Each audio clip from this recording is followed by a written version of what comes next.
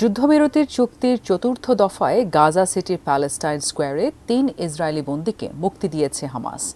জিম্মি বিনিময়ের এই ধারাবাহিকতায় মুক্তি পাবেন ইসরায়েলি কারাগারে আটক ১৮৩ ফিলিস্তিনি। বিস্তারিত জানাচ্ছেন সঞ্জিদা সিলভিয়া। বরাবরের মতোই যুদ্ধবিরতির শর্ত পালন করতে এবারও আগেই কথা রেখেছে ফিলিস্তিনের স্বাধীনতাকামী সশস্ত্র সংগঠন হামাস। শনিবার সকালেই গাজা সিটির প্যালেস্টাইন স্কোয়ারে ৩ ইসরায়েলি বন্দীকে গাড়িতে করে নিয়ে আসেন তারা। এরপর মঞ্চে উঠে হাত নাড়েন জিম্মিরা। মুক্তি পাওয়া ওই ৩ ইসরায়েলি হলেন ওফের কালদেরন, ইয়ার্ডেন বিবাস ও কিথ সেগেল। স্থানীয় সময় সকাল ৭টা নাগাদ বন্দি বিনিময় স্মারকে স্বাক্ষর করে রেড ক্রসের হাতে তাদের হস্তান্তর করে হামাস কর্তৃপক্ষ। এ সময় মুক্তি পাওয়া ইসরায়েলিদের হাতে একটি করে গিফট ব্যাগ তুলে দেওয়া হয়।